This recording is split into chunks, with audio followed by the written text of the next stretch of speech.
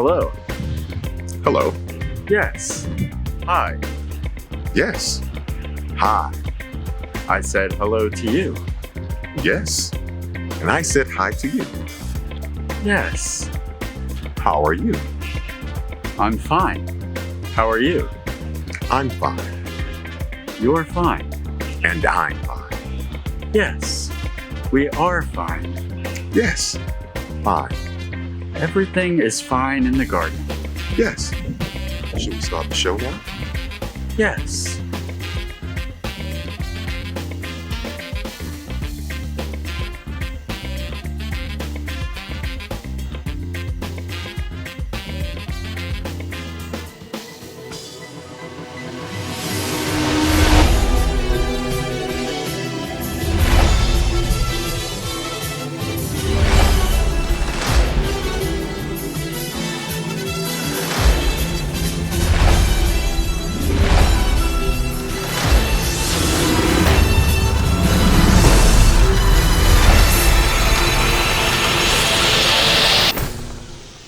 What the frickety frackety F is up, internets? That's right, it's the PG-13 episode of That's the Effing Trailer.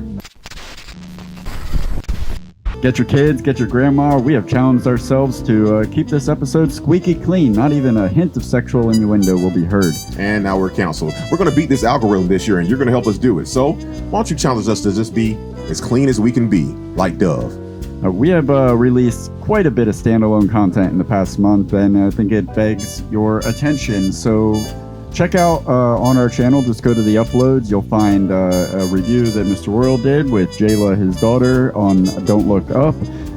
My daughter and I did a shorter episode of her favorite movies and shows, and we went deep into the whole Matrix quadrilogy. We did do that, yes. For New Year's. That's just that's a standalone episode that's available on the channel now. And we also did the 2021 recap special, all of our favorite moments of the year, and those are broken up into neat little montages categorized on the top of our channel. So check all that stuff out. Hey guys, you don't pay us to be on, but you can pay us through Patreon. That's right. All those self-starting podcasts out there who haven't made it yet, you guys can be a part of us. Just go there, pay us a little bit, just pay us some attention, pay us some time, and if you want the show to keep going, pay us some effing money. Now, you can also become a member of our YouTube channel, and you know what? You can get early releases, special emojis to use in the chats along with colorful, he wrote that's racist, fonts to stand out. Now, if we get enough members, we'll start doing exclusive content and members only live shows. Not fans only, members only. We'll do fans only too if the money's right. I'll show my nipple. Oh, getting close to that sexual innuendo. Well, if you keep saying it, they won't think about it. Later on in the show, we will be joined by the camera operator on Being There. He was also the cinematographer on The Goonies, and we talked to him for that episode in season 2. Be sure to check that full interview out already on our channel. Nick McLean is our special guest again. He and David McGiffert, who actually introduced us to Nick, suggested that we cover Being There when they called in for our season 2 live finale. We said we'll do it if he promised to come back on. Here we are, so here he will be. Boom. Dave, have you ever been to Vegas? Oh, no. You'd have to be there. But speaking of having to be there, we will be covering Being There. That is right. If you've never heard of it, it's probably made before you were thought of, at least before we were thought of, because we're 83 artists, and if I'm not mistaken, this came out in 1979. So guys, let's jump right into it. Here's everything you need to know about Being There.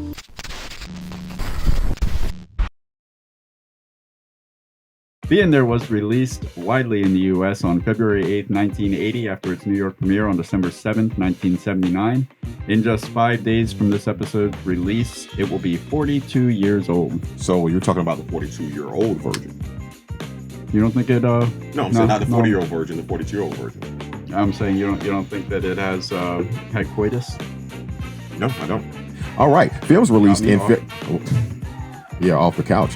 Films released in February of 1980. Peter Sellers' old friend Pink Panther was in Pink Panther in Olympics. Sylvester Stallone went cruising. Steve Martin special, Comedy Is Not Pretty. And Richard Gere in American Gigolo. Not Gigolo, but Gigolo. Okay, let me take that back. Somebody don't know. All right, Richard Gere in American Gigolo. Richard Gere in American Gigolo? Well, make up your mind what you want to do with the G, America. That's what she said. Hey, Richard Gere in American Gigolo. There we go, Dave. That public school education working out just fine. The Fog blew in February. I would F up after that. The Fog blew in on February 8th. And Caligula with Malcolm McDowell. So you got the hard word right. Oh, I know all about Caligula. I bet you do. Now, Jerry Kosinski wrote the screenplay based on his own novel. Also, if you didn't know this, rest in peace, Jerry passed away in May 1991 at the tender early age of 57, 3 years before you want to check out. Yeah, I didn't see any details about his death, but Nick brought it up in the interview. It was pretty tragic if what he said was correct. I haven't had a chance to look into that yet. Robert C. Jones was an uncredited writer on Being There and one hell of an editor in general, working on productions such as It's a Mad, Mad, Mad, Mad World, I Love You, Alice B. Toklas. Don't forget, if your hair is dirty, he's also in Shampoo. And one of my favorite blackface films featuring from the 70s, See No Evil, Hear No Evil. You have a lot. Is there a lot of blackface films from the 70s that you like? No, more so 60s, 50s. But before you go back to where you go black. Step to the music. Stop. He also edited Days of Thunder, The Babe. Yes, Bullworth. And if you did not notice, yet again, rest in peace. Robert passed away in February 2021 at the age of 84, 1 year after I wanted to check out. Yeah, this is there's gonna be a fair warning, spoiler alert. There's gonna be a lot of in memoriams throughout this episode.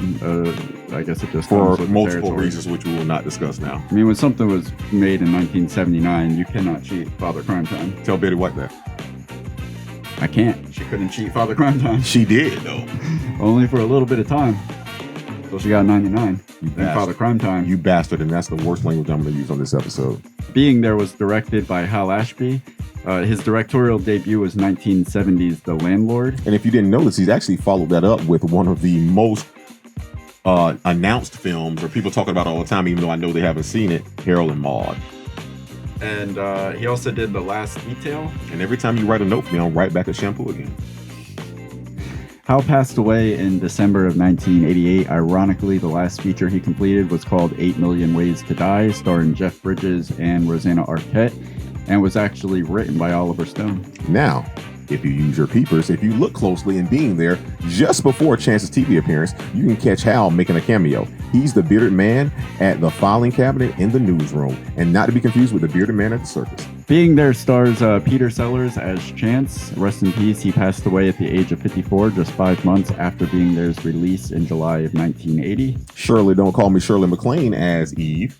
Melvin Douglas as Benjamin. Rest in peace, August 1981. Jack Warden as President Bobby, R.I.P. He did pass away in 2006. This is you called it.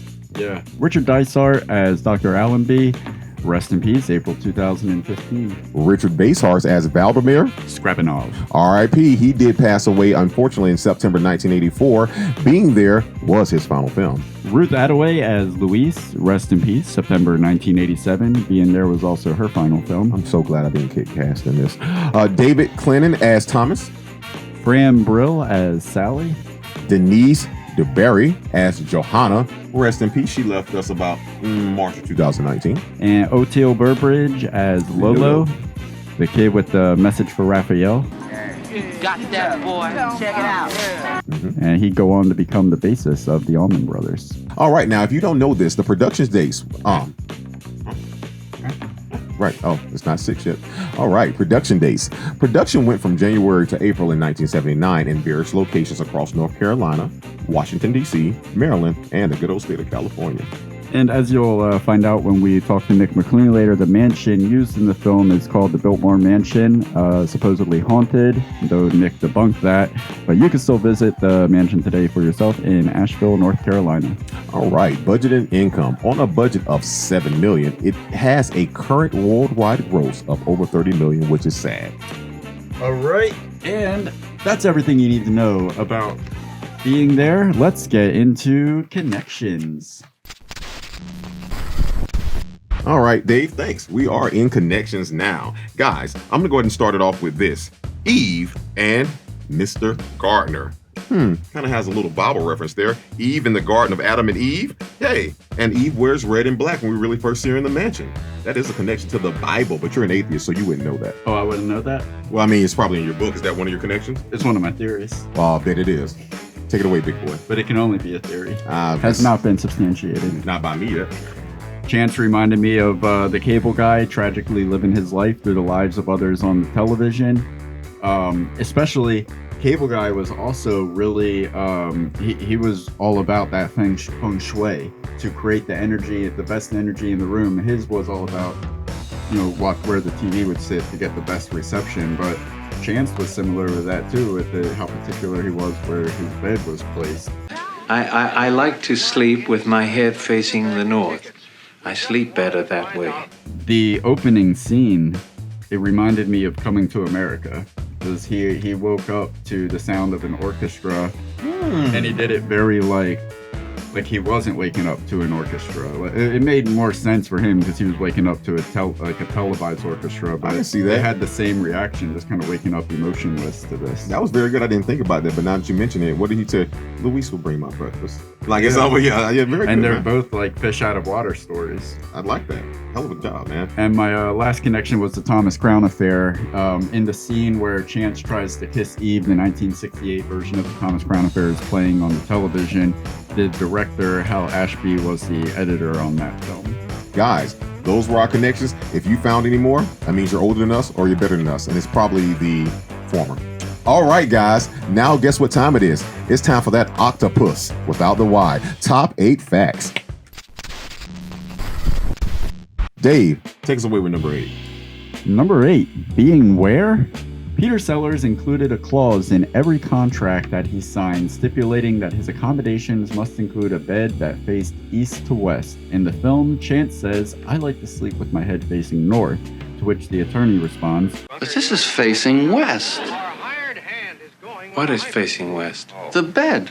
Number 7, North Carolina. The orchestra on the TV at the beginning of the film is the North Carolina School of the Arts Orchestra, conducted by Nicholas Harsanyi, who actually moved from North Carolina to right here in Florida, Tallahassee, Florida, the year that Being There premiered, and he founded the Tallahassee Symphony, which he conducted until he passed away from a heart attack in July of 1987. Rest in peace. Henry B. Dawkins, who played Billings, the X-ray technician, really was an X-ray technician. In the 1990s, he was the head of the radiology department at Asheville Technical Community College, one of Being There's shooting locations. Number 6, One Simple Gardening Muse. The character of Chance was inspired by Peter Sellers' gardener in real life. Stephen Stills would later buy Sellers' Brookfield house and be inspired by the same man, writing a song about him called Johnny's Garden. Number 5, list-worthy. Being There made AFI's top 100 favorite films list, coming in at number 26, ranked slightly funnier than There's Something About Mary at number 27, and Ghostbusters at number 28. Fun fact, Ghostbusters 2 did not make the list. Being There also made Steven Schneider's list of 1001 movies you must see before you die. It is number 674. Ghostbusters was number 739. Ghostbusters 2 was not on that list. Being There is also on Roger Ebert's Great Movies list. It's a list of nearly 400 films. Ghostbusters 2 didn't make that one either. Being There has also made the Criterion Collection, Spine 864. Ghostbusters 2 is not a part of the Criterion Collection. All I can say about that is, hey, everybody doesn't have good taste. All right. Other people don't, apparently. James MCD. All right, number 4, Being There. Here are some of the casting calls surrounding the film. Dave, take us away. Neil Simon was considered for Chauncey Gardner. Lance Kessler was considered for Benjamin Rand. And Peter Sellers' then-wife Lynn Frederick was originally signed on for a part in the film, but her psychiatrist advised them not to work together. We can do a whole episode on that alone. Number 3, Almost There in Being There. And this is as close to you'll get it to sexual innuendo. Shirley MacLaine's masturbation scene was shot 17 times. Laurence Olivier was offered the role of Benjamin Rand, but turned it down after reading the completed script, saying he didn't want to be in a film where Shirley MacLaine has to masturbate. which makes me wonder, was it specifically Shirley MacLaine's masturbation? Would he have signed on if someone else were masturbating? I think it's the latter. It was just like, listen, if I'm going to watch somebody masturbate 17 times, it's not going to be Shirley MacLaine. It's damn well going to be Peter Sellers. All right. Hey, I'll be back and going to get warned. Number 2. All right, Peter Woo. Peter, okay. All right, okay, Peter Woo. Peter Sellers patented the voice of Chance after his idol, Stan Laurel, which completely debunks my connection of him taking it away from Mr. Rogers. And liar. Where'd you get this from, IMDb? Yes. Sellers was nominated for the Best Actor Oscar, but ultimately lost due to what some believe was the inclusion of outtakes at the very end of the movie, of which Sellers himself would later say broke the spell of the movie. He repeatedly requested the producers to remove the outtakes from the version of the film that was submitted to Cannes. They did not. However, the film finally premiered in Sellers' home of the UK the month that he passed, and the outtakes were removed. Yeah, we'll speak on that later. That's a little bit of foreshadowing. All right. Now, another thing you may not know, he prepared for the role of Chance by recording his voice over and over and over and over and over again, trying different styles and tones. The blank style he ultimately landed on was it was a deliberate choice. Let's just call it that. Rumor has it that Sellers, dissatisfied with his youngest child's reaction to the film during a private screening, allegedly poured his soft drink over her. Her reaction was described by him as, quote, average enthusiasm, and that's just unacceptable. You get the soft drink in the lap. I feel like you do that to Adeline. I see it. I respect him. I respect how you feel as a black man. All right. As a white man, I appreciate that. The inscription, "Life is a state of mind," on Rand's tomb, and also the last line in the movie are inscribed on Peter Sellers' own tomb. Talk about life, you know what I was. Yeah. It's been a while. I don't have my royal levels together yet. Number 1. Art imitating life, life imitating art. I'm lazy. I'm there. You got there. I'm there. So did Shirley MacLaine after 17 times. It was allegedly. Yeah. Number 1, Sellers selling. This was a passion project for Peter Sellers. It took him nearly 9 years to get a studio to make Being There. His career was at a low in the 70s and no studio would work with him. But after the success of a series of Pink Panther films, Lorimar Pictures greenlit the project. Sellers successfully lobbied for the lead role by sending a telegram to the novel's author, Jerzy Kosinski, with the message reading, "Gardner available for work." He told Jerzy, "You don't understand. I am Chance Gardner." And I agree with that 1,000,000%. Nobody else could have played Chance Gardner. I would very much have to agree as well. Maybe Chevy Chase, but nah. Chance, and he's Chance Gardner. All right, guys. That brings us to David grabbing this remote, just like Chance would, because we're about to talking during the movie.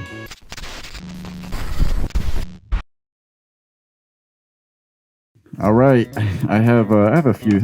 Wow, I don't remember having that many. Is this theories or did you rewrite the script? What's going on here? I got a few theories. I guess I'll start because I have quite a few. I'm not understanding. So is this hear me out? Yeah, hear me out. Theories. Ow pow! Yeah. I saw you out powing me. What you out powing me for? Go for it. Shot a kid. All right.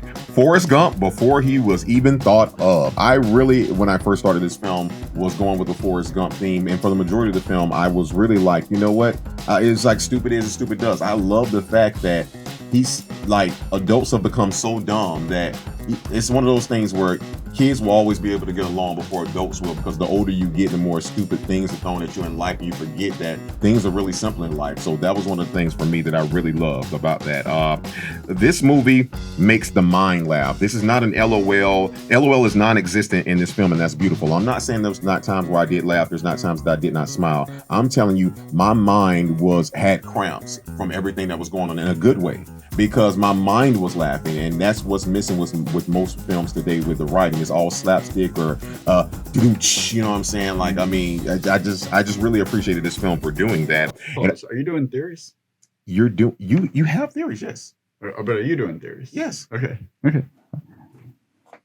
Are you interrupting me? Yeah. Oh, also, this actually, it's not a connection, but it made me think of one line from one of my favorite movies ever, and I'm going to see if you can guess it live in front of the audience right now. Tropic Thunder, what line am I talking about? Angle, you got 10 seconds.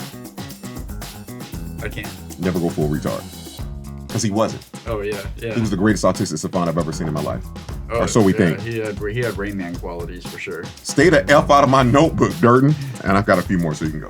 Another theory I have is that after his TV. I'm sorry, this is Hear Me Out, right? Because we're not coming back to this, right? No, great. Thank hear you. me out. Theories. I just want to make sure, because I didn't want to. I've done this before. Okay, 3, 2, 1, go. All right. After he goes on TV, he's on the live television show like Murray.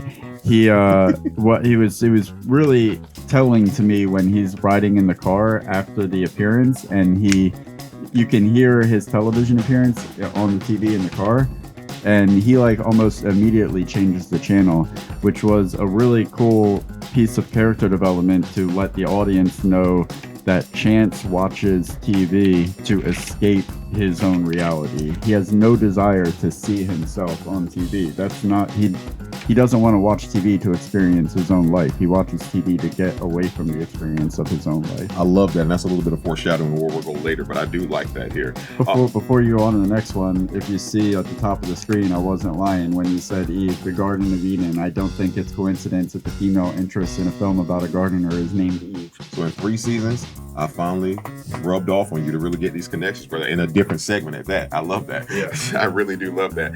All right. Being there, or being 3, or human being 3, or human being 3:16. For God so loved the world that he gave his only begotten son. Quote the verse, he literally walked on the water. Okay, so your theory is that he is Jesus. That's a mouthful. I'll get into that later. I have more.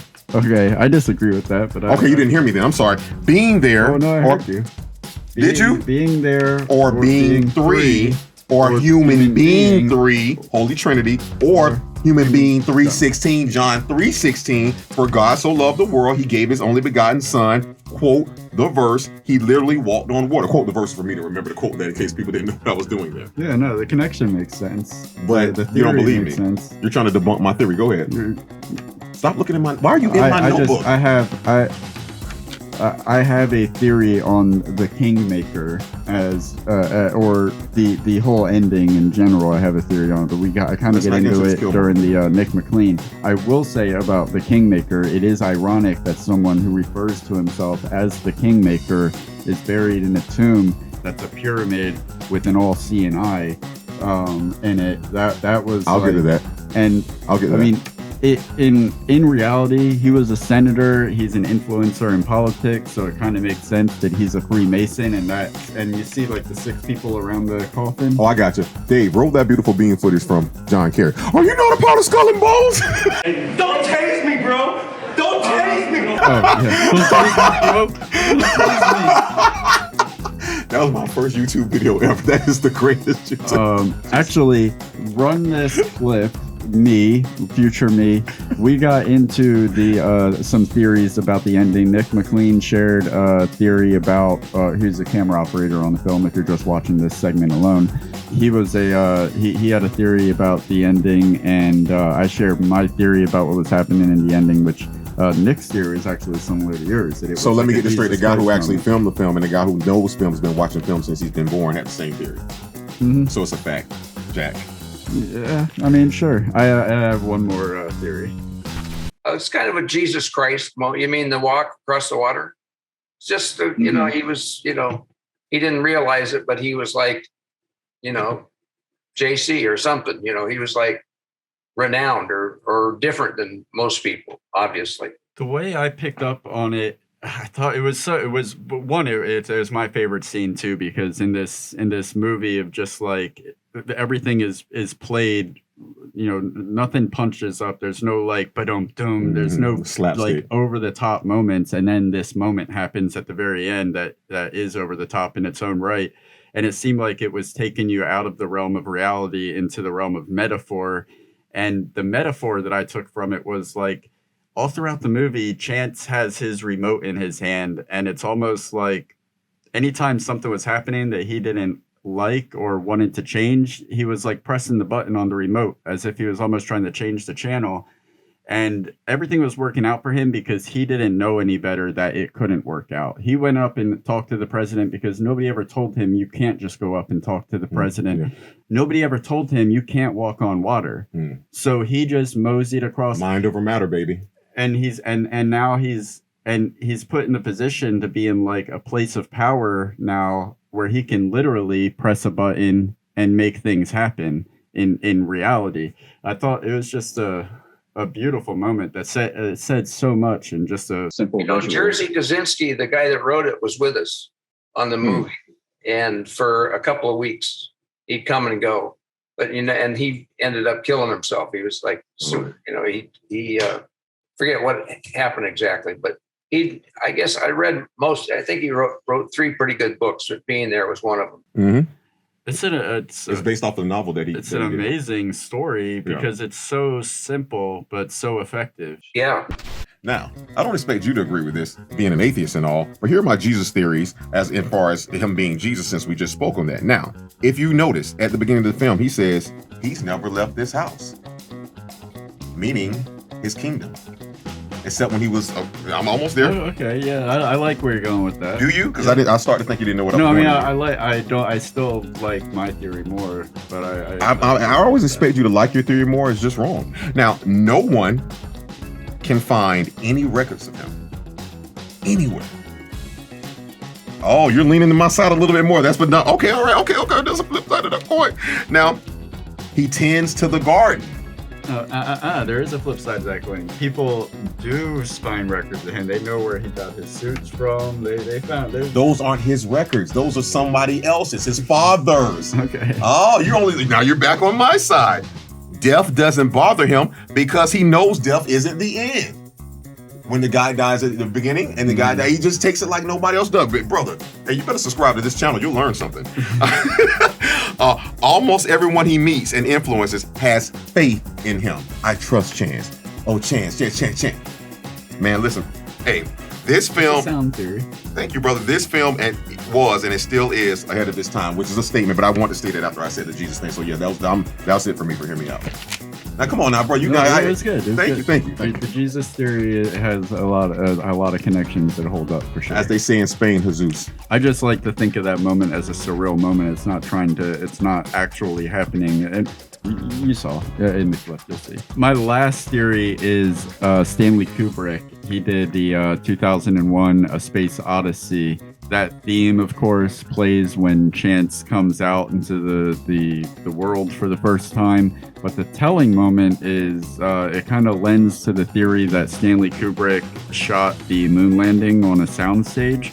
When Chance sees himself on the TV for the first time in the electronics store windows, if you notice, there's like a film set on a moon surface. In like the TVs are sitting on a set, and there's a camera guy there, or a camera set up on a tripod looking.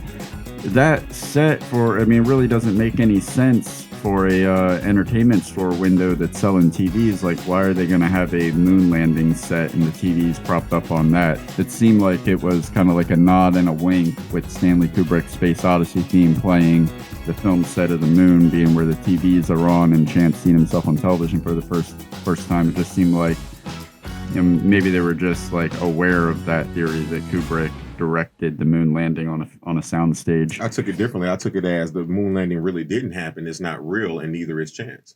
Woo. Oh, whoa, boy. Kitty litter on the ground. Make them mad. All right. Moon landing did happen. Yeah, okay. Racism is over. There was no inside attack on the grassy knoll or 9/11. Now you're Black Wall Street is fiction. Tulsa. Keep going. Yep. Nope. All right. Let's get into open discussion. All right, we are in open discussion. We are free to openly talk about the film. Any notes outside of our... This is the etc. moment of the show. Please go. All right, I'll start here. Now, again, I want to preface this. At the beginning of the film, I noticed and I felt that Chance had severe OCD, and also he was a creature of habit. I mean, from the beginning of the film, I'm not going to lie, Chance, I feel like there was a lot of me and Chance, because I know that how he watched TV, the things he remembers, the things he did. That's me growing up. I didn't play basketball, I didn't play football, wasn't into sports. My mom took me to my grandma's every summer, and all I did was watch TV from sun up to sundown. I can quote the words clearly, and I can do things differently because that's what I did. I've been working at this job since I was a child, which is why I'm great at it as an adult. So you're saying that you might be on the spectrum a little bit. Sexuality is a spectrum. Childish Gambino quote. I mean, I'm fine. Hey.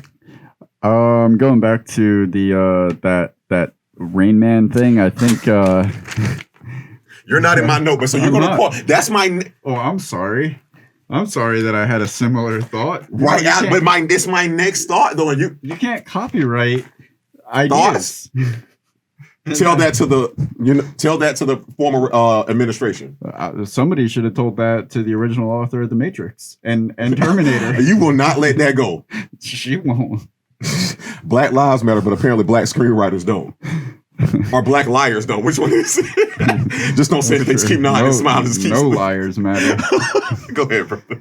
When I was watching it, I thought like, man, this guy has a touch of Rain Man, or if that's just a polite way of saying he was autistic. When I was looking on the IMDb trivia, there was this blurb that stood out to me that said, modern viewers may be confused by the various characters, even the doctors not immediately understanding that Chance is on the autism spectrum. Autism was horribly misunderstood and widely unknown, even among medical professionals at the time this film was released. It was so taboo that most parents tried to hide their children's autism, resulting in the public not knowing much about it. A shift through the 90s and 2000s from seeing autism as a taboo mental illness to current views of autism as neurodivergent, simply a different way of being, helped destigmatize autism, which allowed those in the ASD community to open up and educate the public. So when you say that the movie was ahead of its time, they were addressing a mental stigma without actually putting a finger on it. Maybe they didn't even know what they were doing, but I think they actually they did it in a well, either way, they did it in a really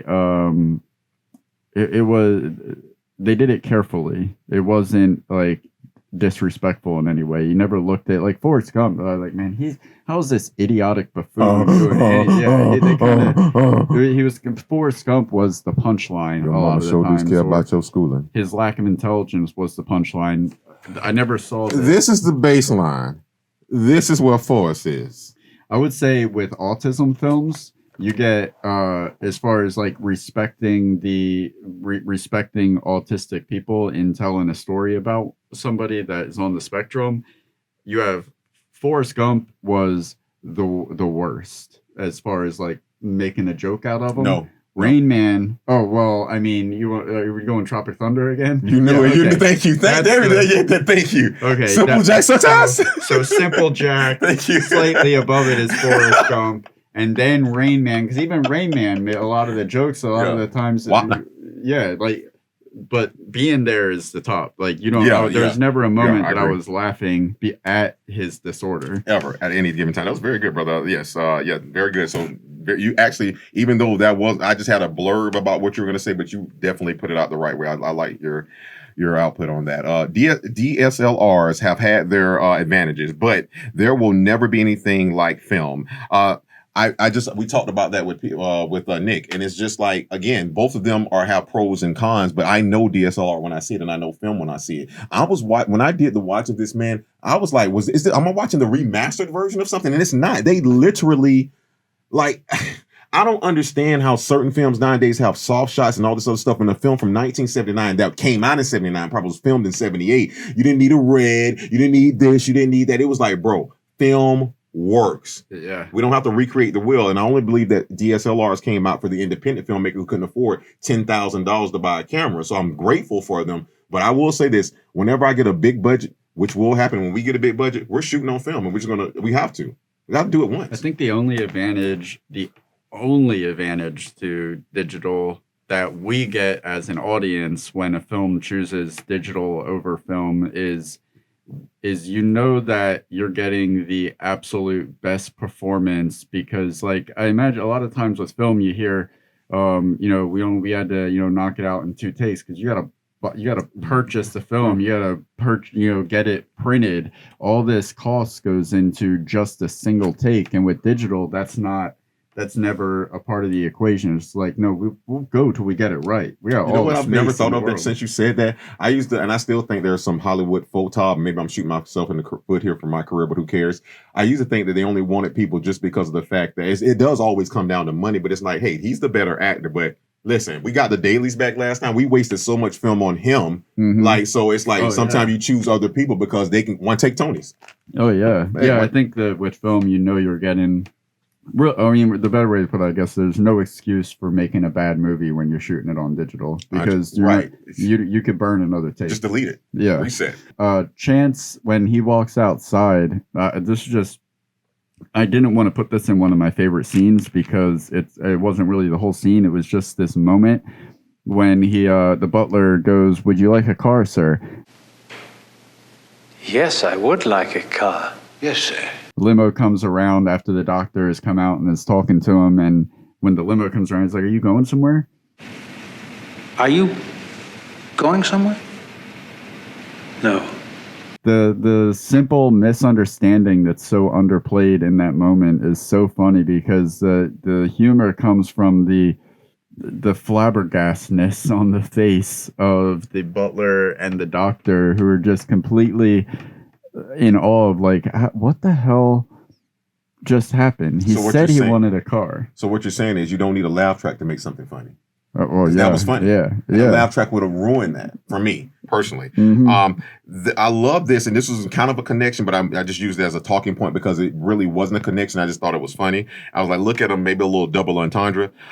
They take Chance to a hospital, or so we think at the time in the film, in a limo with a tag that reads ER, like emergency room. That kind of blew me a little bit, man. Like, okay. Oh, okay, because Eve Rand. Yeah. The Rands. Yeah, that was just, I mean, I know it stood for Rand, and that's why I said that, but it threw me off a little bit. Yeah. There is a really weird mix of society, culture, classes happening. Like at the beginning of the film, and probably for the first hour of the film, like it goes from rich elite to lawyer this, lawyer that, and then with and now you're in the hood, you're in the ghetto, if you will. You're like, it's like they didn't, and at first I was like, why are they doing this? But to me, it was, they shot that through the eyes of Chance. Chance didn't see color. Chance didn't see age. Chance was just Chance. And it was just like, hey, you guys are, hey. I really hope he finds Raphael, but go ahead. One of the moments that I thought was really funny was when he gets the offer to be on the television show, and they asked him, like, have you been on television? Yes, I've been on television. And he's literally talking about the time when he saw himself on the TV in the store. It reminded me of Adeline, because she hasn't grasped the concept of, like, when she sees herself on, like when we did the episode or we do our own show and she sees herself on the TV, to her, like, she's watching herself on the same TV that we watch all of her favorite movies on. So it's like, oh my God, I'm on TV. There's no distinction between the two. Like, studio backing doesn't mean anything. Oh, not anymore to these kids. Yeah. The studio backing is YouTube, and that's free. Oh, yeah. Well, so to a certain extent. But she was so amazed. Like, oh my God. Like, when she first saw our show, she's like, you and Uncle Royal are on TV. I'm like, yeah, we are. We are. Well, I have been on TV. And so have you. I've been on Channel 4. It was called The Drug You won't Addict. be again after that First Baptist thing. All right.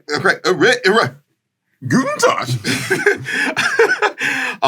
This film reminds me of when writers got to show off! Exclamation point! Exclamation point! Exclamation point! It wasn't all red camera, explosions, and CGI and remakes. It was like, to me, the writers were poking their chest out here, and it's like, man, I miss that. Yeah. I think I have a note about that somewhere, but it was like the scenes with the President Bobby and his wife with the erectile dysfunction. Like, that was so unnecessary, but it added to the world that you're living in, and it's really just the writer, like, having fun. I agree.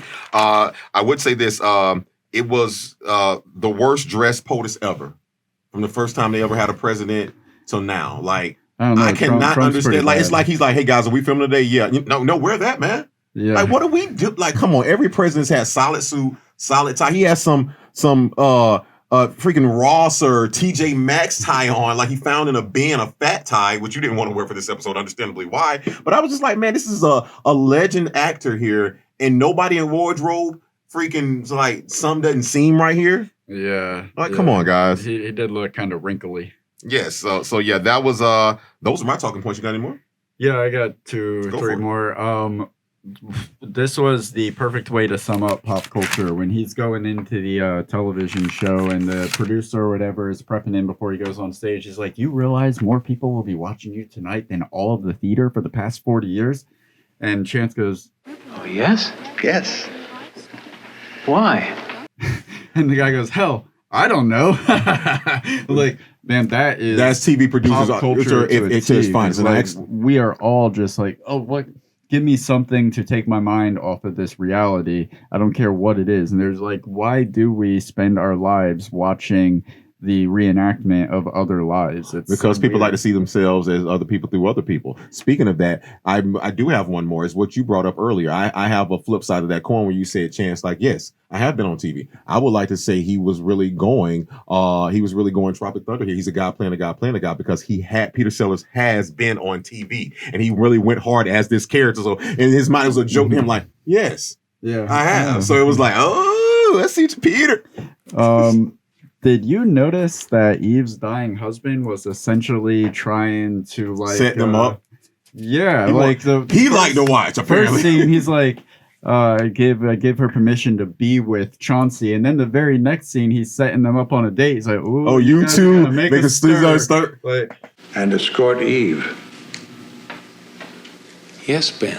oh man, you are dirty. This what movie was that with Woody Harrelson and Demi Moore? Indecent Proposal. Yeah, he was in Decent Proposing them. Yeah, but it was decent though. It wasn't really even indecent. Putting it right in front of him. I'll give you $1 million to sleep with your wife. Shirley MacLaine was quite attractive. I never realized it until Which I watched time? The this movie. 15th, the 16th, or the 17th time? All times. See what I did there? Oh yeah. Okay. The last note that I had was a running theme throughout the movie that I picked up on that I thought was really funny is the way everybody, no matter who he's talking to, after an exchange with him is completed and he exits the frame or leaves them in their own thoughts about what just happened, they're all left with the same dumbstruck, like, what just happened? Correct. I have the makeup guy on the talk show, the attorney watching him on TV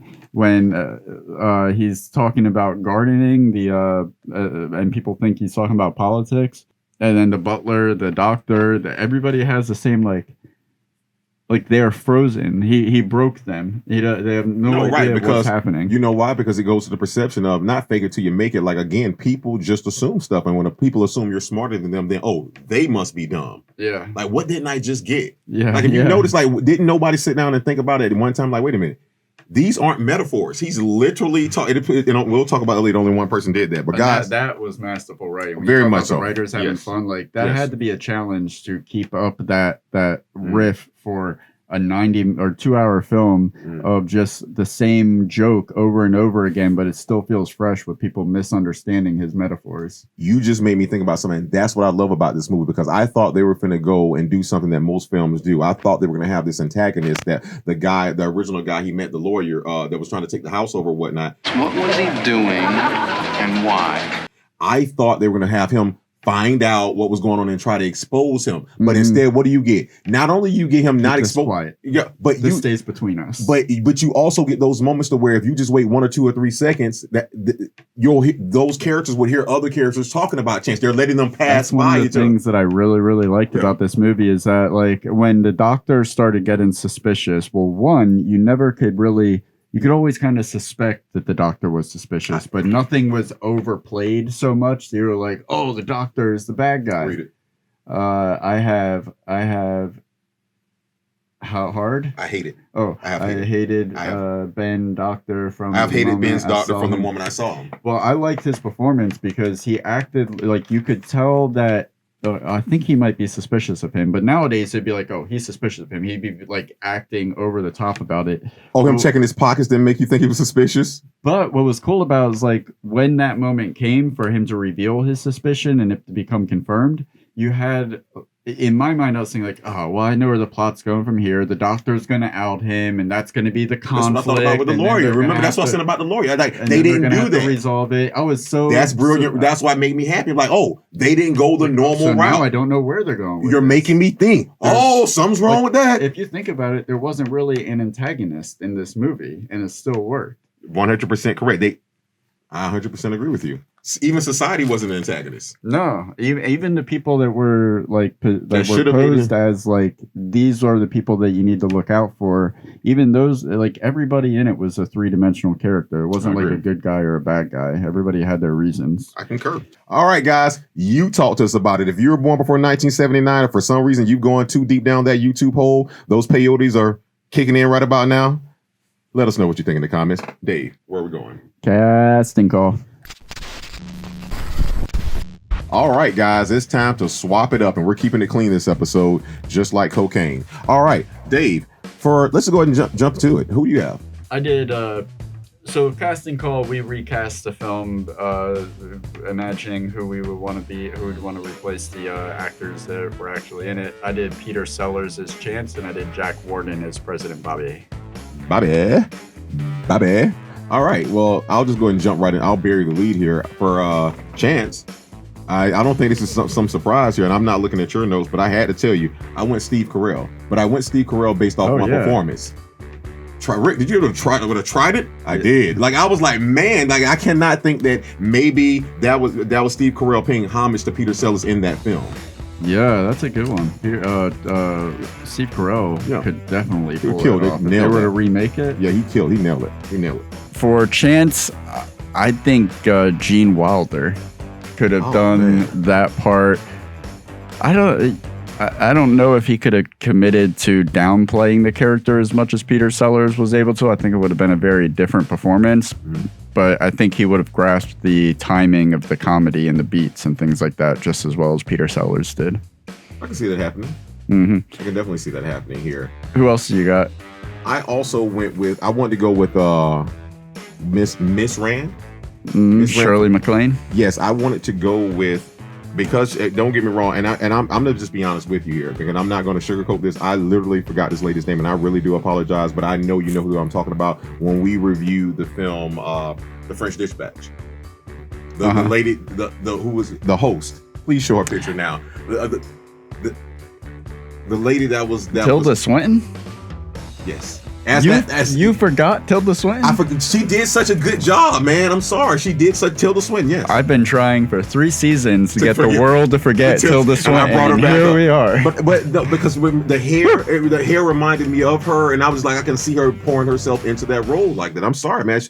Now, I don't know if you want to see Tilda Swinton masturbate 16 or 17 times, which now lets me know what really happened. Now I know what that guy really meant. I don't want to see her masturbate 2 times. All right. Well, you won't see her if you're Forrest Whitaker. Jesus Christ. Okay, so you want to put Tilda Swinton. I am putting Tilda Swinton. Why are you trying to take her out? Jesus Christ. Let her live, man. She's on the board. She's seen this moment a million times. Steven, but she can't see past it, David. I can. Jesus. I love Jack Warden, and he was great as President Bobby. Jack Warden I probably have seen more movies with him than anybody else in being their problem child while you were sleeping. Mm-hmm. But imagine another Gene as President Bobby, Mr. Gene Hackman. Oh, man. That's who he reminded me of. I kept wondering who he reminded me of in that film. Mm-hmm. I see that 100% correct. He's a poor man, Gene Hackman. No disrespect. Yeah, because he's a great actor. Gene Hackman would have been in a much lot better more. suit. They'd have been like, we can't do this film anymore. Yeah. So he wouldn't have stood for a wrinkled suit. There you go. So guys, please tell. Oh, who would you have play Raphael? Oh, somebody from Society that a cop shot, because we never saw him. We don't know who it is. He's probably dead. Thanks, guys. So hey, listen, that was a casting call. Let us know what you think. Takes away, Dave. Let's get into 7 Minutes in Heaven, starting with favorite scenes. The Death Notice, and Chance doesn't give a F. What a day. What a day, Louis says. He's like, yes, it is. And it also reminded me of, anybody want anything? I'll take a slice. It had a little. This is kind of. I really felt in the French Dispatch frame of this a little bit. I'll give you that. Yeah. Yeah, it did have a. If we were doing casting call for directors on a remake, Wes Anderson would kill it. Yes, I agree with you on that. Yes. when he leaves the house for the first time in a single shot, they did a really effective job at conveying the weight of the situation, I thought. Would you stay out of my effing book? Okay, this is the second time you've done this. I'm not saying that we cannot share thoughts, but you're saying them in the order that I'm not. Just at least respect me and at least read what I have because you're saying it. Just read it. You want it. You've been in there. Just read it. Read it. Jeez. A space. No, what minute mark? Say it. Say it. 20 minutes in. 20 minutes in. Yeah. Okay. No, read it. Just read it. Though. No, You're saying I don't want to be in your book. We're on the same page, but I am not in your book. Go ahead. I'm sorry. We good? Yeah, right. In a single shot, they did a very effective job at conveying the weight of the situation that he has never left the house before. The adventurous music juxtaposed with the dankness of reality. It was like watching an alien land on a foreign planet. And then that whole, who sent you, boy? Did that chicken shit Raphael send you, boy? If I see Raphael, I will give him your message. Good day. When Chance approaches the gang of kids asking where he can find a gardening job, he's like, it's winter. I should start the seeds for the spring and work the soil. There's much work to be done. It was a quick way to show how unwise he is to the real world. Stereotypically, especially in a movie released around this time, an old white guy would do anything he could to create as much distance between himself and a group like that as possible. But he handled that situation way better than Bruce Willis did in Die Hard too. Well, and it was like he sought them out. They were the first. They were like the second people after asking for the sandwich. They were the second people that he actually approached and interacted with. And that shot of him walking down the middle of the street toward the Capitol is great in that same montage. And then the callback to it, of course, later on in the movie, the first black guy he sees after that encounter is a doctor. Yeah. Do you know Raphael? It was going back to that old school racism. But it that wasn't all, though. But it was. Yeah, all black guys know each other. Yeah, there you go. Yes. But Chance didn't mean that. But I guess no, he didn't mean it like that. But the writers sure got to have a little bit of fun with the satire. They definitely did. Hey, he handled that scene way better than Bruce Willis did in Die Hard too. And if you're asking me why I said that again, because I really want you to visualize what I'm talking about now. When Bruce Willis walked up with that sign on that said, "I hate Niggers." Mm-hmm. Because Bruce, Bruce has demons. He has skeletons. We all know how Bruce feels about the blacks. And that's not quoting me. That's quoting the roast of Bruce Willis. Yeah, there was never. It was like there was no distinction for Peter Sellers or Chance. Not at all. Jesus loves the little children, whether yellow, black, or white. There's Jesus. Yet again. Hey, come on, brother. Rock with me, man. I'll pull you over. I'll get you, Peter. I rock with you. I just don't rock with Jesus. And we're canceled. All right, at the 26-minute mark, Thomas reality warps. You brought this earlier. As he tries to change himself on TV. All his life, he's been watching TV, mimicking TV, and he finally sees himself in front of TV. So to me, that's like your mind being blown. Like, wait a minute. I'm doing what I'm doing. Like, I thought he was gonna have a mental breakdown right there. They could have really happened. So I love that part. Yeah, that was and then with the music playing too, it was so cool. Mm-hmm. It was like a final frontier. Yes. The dinner scene when he first comes to the Rand's house, that was just a brilliantly written scene that had when he says Chance says to the old man, he's like, all I've got is the room upstairs. And the old man's like, oh, come on now. Wait a minute, Chauncey. Now, Chauncey, you got your health. I don't want to hear any more from you about that room upstairs. That's where I'm going. I love that. That started the metaphor off like where people assume Chance is talking in code. He thinks he's talking about heaven. He's really talking about that room upstairs that he gets to sleep in. What made me laugh so much about that is, and it's funny because normally we'll see a movie beforehand and then see a movie in the future, which happened in this case, and get to reference it. But for me, it was backwards. I saw a certain movie, and then I went back to go watch this one. But what made me laugh about it reminded me of life when Eddie Murphy was like, "You like baseball, don't you? Nigga, we on deck. We up next. Nigga, the upper room. The upper room." Like, yeah, that it made me laugh so much about that. That was pretty good, man. I like that. At the minute 43 mark, we talked about this with Nick. You wait right there. You wait right here. I'll go get Warren. Have you ever had sex with them? It's like, again, here are the writers playing it up. It's like, again, they would never be able to do this nowadays with cancel culture. And this is why I say comedy is the one sacred thing that should never be touched. Comedy will it makes you laugh in order to then have a discussion about something, whether it's racism, sexism, all those letters, LGBTQ, ABC 1, 2, 3, Jackson's, you and me, like whatever the situation is, not to take light of it. Comedy is the way in. First, you laugh about it and say, okay, I can see how that can offend you. I didn't even mean it that way. You see, I like to watch. You like to watch? Yes. And I like to watch that whole. There's another person that when a sexual activity was happening in the dark room, they were more interested in what was happening on the television. Chance, Chance, and then Rain Man was the same thing. Oh yeah, or and you know what's crazy about that? Get your remote, Chance. There you go. But again, make that sound again. What did he do? And what did I say earlier? This reminded him what? Forrest Gump. My brother, we're all connected. Yeah, we're killing this, man. We are killing it. Though, killing this ish. Clearly, we can do an episode without cursing. Speaking of when Eve seduces him during Mr. Rogers. That's a bad statement, but I like it. It's so bad. How he is so oblivious to her advances, that awkward smile that they both do after, like, he just looks at her, he's like, yes. And then the cleverness, I got the wink here when she's making out with him and the Mr. Rogers song is playing about a special friend. You are my friend. You are special. Like that. And then who's that at the door? Maybe that's a special friend. Yeah. And then him once again misunderstanding his way through a situation and looking amazing because of it. It's like, I'm glad you didn't open, Eve. That was very astute. And I have to say, this movie was really, as funny as it was throughout the whole thing and as interesting as it was really challenging to pinpoint specific scenes or lines for these sections of the show because everything is such a slow burn. Yeah, you did mention that. And this is, kids, if you don't know what a slow burn is, watch this film and you'll know it. The all-seeing eye, I even drew it out there in case I forgot what I was doing that time. The all-seeing eye.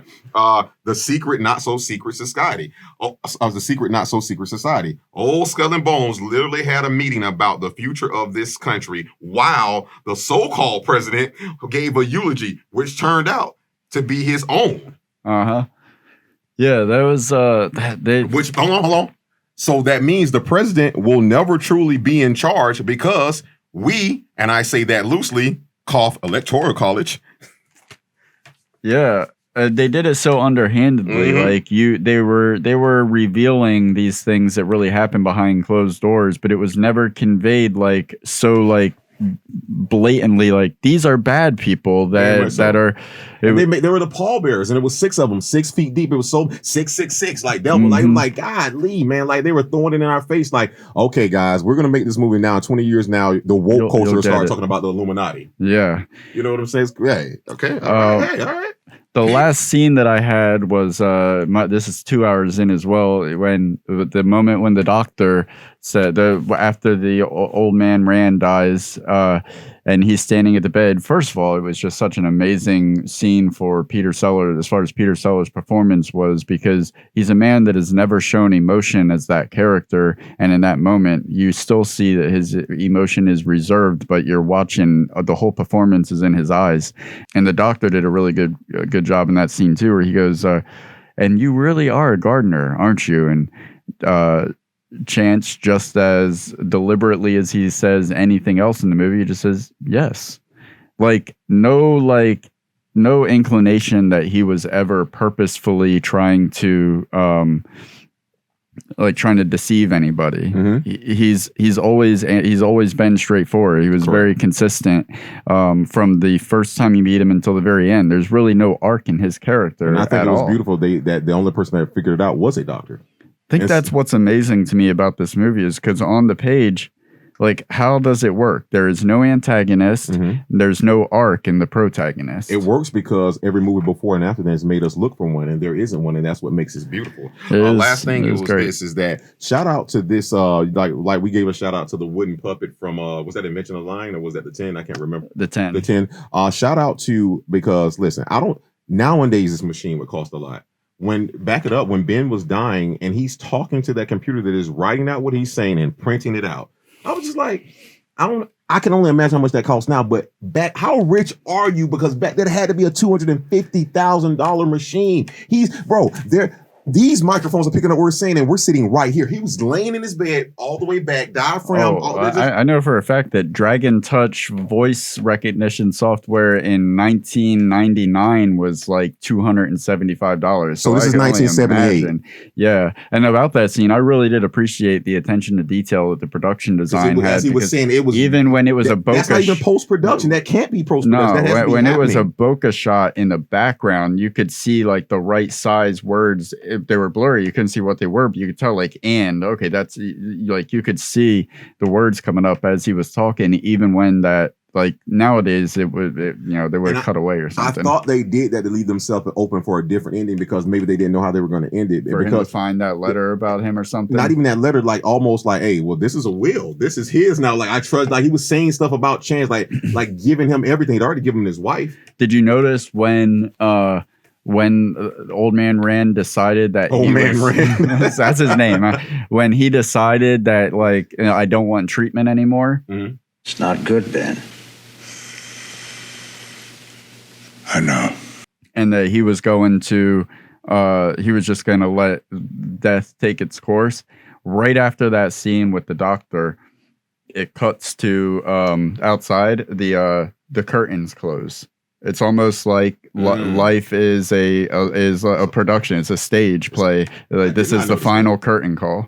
That is beautiful, guys. I'm gonna just tell you this: we're born in '83. The movie came out in '79. I challenge you to find better. Oh, before we move on from favorite scenes,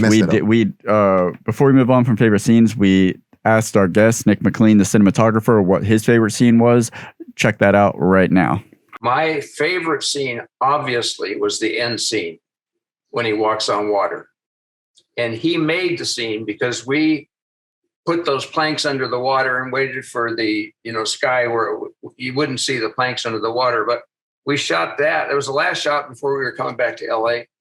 And Peter would just go out and stop, and then we're getting ready to wrap. And Hal said, "Peter, you got anything else you want to do?" And he said, "Let me try it one more time." And that's when he takes the umbrella and sticks it down like, he was really walking on water. So Peter made the whole deal, but that was just so much fun. All right, guys, those were our favorite scenes. And seeing that we've already done that, let's take it to our favorite lines. Dave, take us away. Let me work this thing. All right, guys, you know what time it is. Get those jaws ready, because we're talking about The Bigger Boat and the favorite lines from the film. Excuse me, I'm very hungry. Can you give me some lunch? I'm very hungry. Could you give me some lunch? It's apparent now for the entire audience, even the uninitiated, that there's something about Chance that is severely off.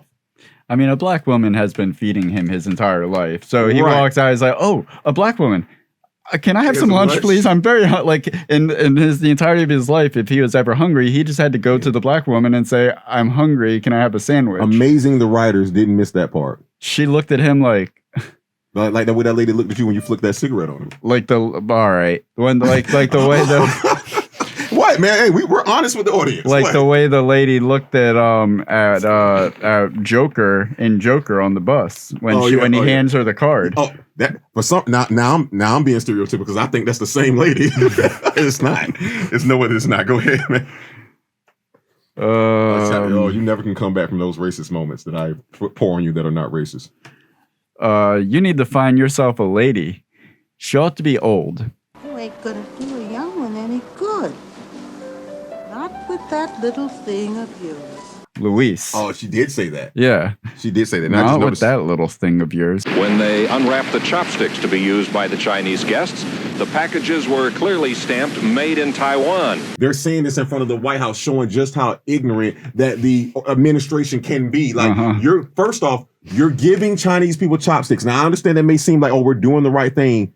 but they're made in Taiwan. I mean, like nothing's made in the good old USA. Yeah. Even a good gesture, it's coming from Taiwan. We just can't get it right, can we? Dude, even our Statue of Liberty came from France. Right, and it was brown, and now it's green. It's all about money, baby. Well, some people tell you they couldn't get the paint off. I want to know what's going on inside that thing. That's what she said. Google it. Don't IMDb it. America. No, I'm gonna have to cuss one time here because it's in the movie. It's in the PG film. Yes. America ain't shit because the white man's got a god complex written on the wall when Chance first leaves the house. That's one of his introductions. I was trying to figure out what that was. Yeah, I was so tired. I couldn't. Good job. Very true. Astute. Very foreshadowing about 30 years ahead of his time on that line. Yeah. Oh my God. Yeah. Like. Yeah. We'll just leave it at yeah. Do you know Raphael? A small black man gave me a message for him. A small black man gave me a message for Raphael. A small black man. He's so to the T. But again, that's that old school racism because if you look at like in the court system, a 13-year-old white kid, that's a kid. Right. A 13-year-old black kid, that's tried as an adult. I didn't see what you did there. That's not a kid. That's a small black man. All right. You're right. I agree 100%. I like that. My last one is when Chance is on the radio show or the TV show, and they're like, "So you're saying that there's going to be growth?" Yes, there will be growth in the spring. Just the way he says it, he's saying it matter-of-factly because it is matter-of-fact, but it's under the context to everybody else of a metaphor. President. So what you're saying, I'm saying what I'm saying. Yes, there will be growth. Goodness grief. This is one of the pivotal moments for me, and I like to call this the moment where this is the only, I may be wrong, but for me, this is the only time that like I challenged Peter Sellers. He didn't want to see the end of the film with the outtakes because he said it broke the lore. He broke character for the first time, but I disagree. I request elaboration because at an hour and 7 minutes in the movie, he literally looks and says, and it didn't have anything to do with TV, anything like that. He looks and says, I'm sorry you're so sick, Ben. To me, that was just so like, damn, he actually cares about him. Like everything he did up to that point was about gardening, about TV, about the moments. And he actually took something somebody said and didn't respond in just a general way that he normally would. He was like, I'm sorry, you're sick, Ben. And to me, that just kind of threw me. I was like, I think that it felt like that moment was like a like something deep inside of him is damaged from abandonment, because how did he end up with this, with the original boss he had? He had to have been abandoned by his parents. Oh, I know. And like that fact said about autism, a lot of the times parents would, if they had a kid that were on the spectrum like that back in the day before anybody knew what to do with it, they'd hide it or adopt him out. They probably gave him to this rich guy, like, here, just let him work in your garden. So he was abandoned by his parents, and then he was abandoned indirectly by his boss that practically raised him because he died. So, and then in that scene, I think he was more so emotional about the fact that this is just another person that's leaving him. And you can kind of tell where his frame of mind was at, because like one of the very next things he says to the doctor, almost like he's clarifying and confirming out loud, Eve said that she would not close the house. I will still have a home. Right, because he was referencing back to what happened before. That was very good, brother. Very good. Almost to reference what you said earlier. I have two more and we're done on this subject. All you gotta be is white in America to get whatever you want. But I say there's a flip side to that coin. I know a lot of white people that are on welfare that want what they want and they don't get shit. It's just, I mean, so while it is true, it's false. It's a true part. All you got to do is a part of the equation. It's a part of it, but yeah, you need more of the equation. You got to be white and rich and elite and pompous. And I think the caveat to that is that you can narrow it down to you just got to be white, because if you're white, you're more likely to be coming from What McLean said was the vendor. McLean said that the vendor. You're coming from old school family wealth, your connections. So a lot of that comes with the advantage of being white in America. So there's more truth than not to that statement. But I also know why she said that, because from where she comes from, that's all it takes. As a white man, I stand by it. There you go. As a broke white man, I don't stand by it. There we go. He's gone, Chauncey. Yes. I know, Robert. I've seen this before. It happens to old people. Yeah. Oh, Yet again, French Dispatch. Yeah. Old people who failed. Yeah. All right, guys. Those were our favorite lines. You also heard the favorite scenes and our talking points. Guys, put it this way, as much as we're talking about this film, when you go back and watch, you're going to be like, where's all this stuff they're talking about? Again, it's a slow burn. You have to really appreciate film to watch this. And again, thank you, Nick McLean, because without you, I had never even heard of it, but I definitely would have never watched this film. So thanks. No, never. Yeah. All right, let's get into scene stealers. All right, guys, time for scene stealers. You know what we do here, guys. For each movie we done for the season, what we do is go back and tell you who stole our heart, whether it be man, woman, animal, a wooden laconic, necromancers. We're doing it all. So our first film of the season was Joker, and guess who that was? Mr. Joaquin Phoenix. Then we did The Invention of Lion, Jennifer Gardner. Howard the Duck, Chip Zine. Candyman, Yahya Abdul-Mateen II. People Under the Stairs, BQA, Brandon Quinton Adams. Ghostbusters Trilogy, James McDonald Reviews put Harold Ramis on the board. Ghostbusters 2. I just wanted to say it. Oh, okay. Because you crapped on it earlier. Die Hard, Alan Rickman. And The Matrix Quadrilogy, Neil Patrick Harris and Lawrence Fishburne. They killed it, man. And last but not least, The French Dispatch, Jeffrey Wright. Which brings us to Being There. Durden, give me one honorable mention, and I'll give you one. All right, my first honorable mention of 2 goes to Melvin Douglas as Benjamin Rand, because I think a large part of the suspension of disbelief that the plot relied on Melvin Douglas's performance to set the tone as an intelligent person that could believably misunderstand what Chance was saying in all of these scenes. Yeah, well, isn't that what any businessman is? A gardener. And never a moment was I like, okay, that there's no possible way that this dude would misunderstand what he's saying to this degree and put this much faith in him. I don't know how he made it work, which that's what makes his performance so great, but he did. From the dinner scene, it wasn't just like a lot of characters. I think a lot of actors, if they were that character, I think I would have been frustrated with the dialogue and just the disbelief. But he was so funny. Now, Chauncey, I don't want to hear anything about the bedroom upstairs. That's where I'm going. Like the back and forth banter between them two was so good. And really, like, as great as Peter Sellers was in those scenes, it's really Melvin Douglas that had to carry those moments to make you believe that what was happening could actually be happening. So Melvin Douglas for sure is an honorable mention. I 100% concur with you. Melvin Douglas, for the same reasons you said, even because, again, you have to understand Peter Sellers' character, again, as you just mentioned, while he is brilliant in what he does, his words are short. It's like almost closed-ended answers most of the time. And if the person doesn't, on the other end, is not doing their job, then it doesn't make sense. And also, we spoke with Nick McLean, and he told us, working with this guy, here's this legendary actor coming in, and he was like, nah, guys, let's just do it. And he actually was towards death in the film, which is even crazier. Yeah. And I'm just sitting, like, I'm thinking about, listen, from the time he's laying in the bed, then he's sitting in a chair. And you know what? One of the things we didn't bring up there, I know you meant to write it down, and I meant to write it down. One of my favorite scenes is them walking with the two people, with their butlers pushing the wheelchairs behind them. Like that made me think of French Dispatch yet again, like the wheelchair scene. How crazy is it that the movie is about a person that watches television and film to escape their own reality? And that's exactly as what far we're as doing. Melvin Douglas's performance in the film, he's acting in a film that's practically foreshadowing his own imminent demise. That's life imitating art, and art imitating life. You're like living your future, your near future. I've lived it, Dottie.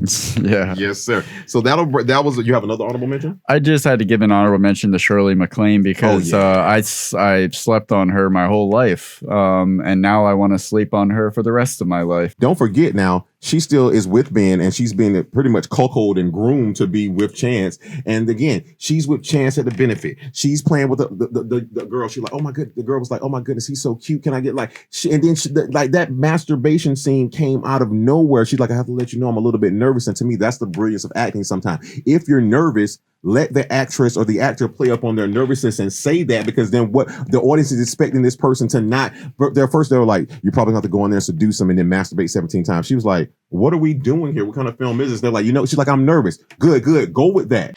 Oh, no, Chauncey, where did you go? Yeah. And when she said that, you saw her really get into it. Go. She was all on it, and it was beautiful. Like, she's on there doing what she's doing. She grabs his leg, and even for a moment, you're like, no, don't. And to hear Nick McLean say that she isn't a sexual person by nature, it only speaks further to her ability to get outside, to put herself to the side, to let the character, whatever's best for the character, happen. So I agree. Now, I mean, I don't think this is I think we got time for it. I just want to go. I mean, we both know what we're going to say here. I'm not in your head. Peter Sellers is not because he's not with us anymore. This is one of those timeless performances that goes in a time capsule, because I don't think it will ever be recreated. It's something that one of those, like, as we said, Iron Man with Robert Downey Jr., he was meant to play that. Joe Clark was Morgan Freeman was meant to play that. There are certain roles that are meant for certain people. Bruce Willis, John McClane. Yes, there are certain roles that are, you know what I'm saying, that are Thomas Seidel. Yeah, Robert Partridge. Yes, so certain roles go to certain people at certain times for the things that they need to do. So what he did was brilliant, and I know exactly, and I agree with him 100%. I hated that they let him break character on screen. Now, maybe some special 20-year DVD release later, okay. Yeah. Do not do that to this person who you not let break character the entire time. You cannot do this to this man. Somebody who exercised such extreme discipline. It's like the studio, like, no, I love that man. No, we got to keep that in there. No, what are you doing, man? Yeah, it posthumously, it is it's a sweet, tender-hearted moment to kind of see him as himself, and it also speaks to the volume of, like, because if that's the only movie you've seen Peter Sellers in, you would just think that's how he is. Like, a lot of people, when Christian Bale played Patrick Bateman in American Psycho, even his co-stars thought that he was like a robotic actor. They questioned his acting ability because he was so. That's who that was. And I think if without that outtake at the end, people would just judge Peter Sellers based on that and think that he was just a wooden actor. So it was cool to see that after the fact. But yeah, it does. Like, I'm kind of like torn on that. Like, it's a sweet moment, but even when I saw it, I was like, what? Like, no, don't do that to me, man. Like, just don't do that, because again, like I say, he has joined the list for me. Not only he's getting ready to join this wall, he's joined the Only for You club for me. Like, this character was only for you. We said Steve Carell could have did the best job at recreating it, but I would have never wanted to see anybody else other than Peter Sellers do this. So, all right, I agree with you on Peter Sellers. He's my scene stealer as well. I wrote a paragraph of what I enjoyed about his performance, and I also found an IMDb review that put it perfectly as far as like what makes his performance great. What I had to say is his commitment to such subtle nuances, and the character is easily what makes this movie as great as it is. He manages to bring a strange charisma to a robotic performance. The way he smiles, like he's imitating a smile he saw on TV, but doesn't really know what he's smiling for. He just knows one should smile in a situation, so he does. Sellers can convey something as complex as that in just the way he smiles. Similarly, the way he says yes so confidently, but also like a question at the same time. Like when the president's like, spring then summer, yes. Winter then fall, yes. And then when the Russian guy is talking to him and assumes he knows Russian because he smiles at him the same way he smiles at any other time. The funny thing is that Chance probably understands Russian as much as he understands English, or at least the concept of what somebody is saying to him in those languages. What's your name again? Oh. Now, this is what IMDb user Hitchcock said, perfectly put, that in a review titled "He Liked to Watch."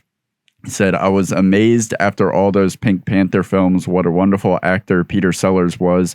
This allows him to stretch himself. He is Chauncey Gardner, a man suddenly bereft of his existence, out on his own.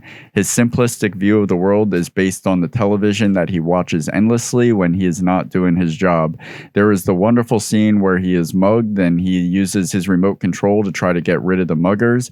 The script gently moves him into a tremendous position of power that he doesn't even understand, and yet it keeps him dignified, not a comic buffoon as he may have been portrayed today. Even when the chariots come crashing down, he has the gentle soul. What we get with him is the genuine article, and since he didn't know how to exploit, he can't really be seen as anything but the soulful fellow he is. Excellent portrayal of a character. And I think that was that said it all. Yeah, I put it this way for the kids of the 90s and the 2000s. Will Ferrell is brilliant, and I like what he does. Mm-hmm. Peter Sellers is brilliant, and I like what he does. There's different, but Will Ferrell couldn't have done this. No, that's what I'm saying. There's nothing wrong with saying that. I don't want to say he couldn't, but it wouldn't have been the same. Yeah, and that's what I'm saying. But I wouldn't have wanted to see Peter Sellers in Talladega Nights either. You know, now the way you're saying these things though, and it's really making me want to live in a world where I would love to, just out of morbid curiosity, see what Peter Sellers would do as Ricky Bobby and what Will Ferrell would do as Chauncey Gardner. Well, maybe one day we'll get a budget to make that happen. So, guys, let us know what you think. But other than that, hey, let's give him a clap and rest in peace. Welcome to the board. Hey, actually, he's coming to the first Blackboard. Yeah, Peter Sellers, man. Hey. Your gym, brother. Might get to give that message to Raphael after all. All right, Peter. What do we have next, Dave? Is it time for Cast Crew or You? Tis. We are pleased to welcome back someone with a resume so impressive that we are going to list off another round of highlights from the long list of films that he has worked on.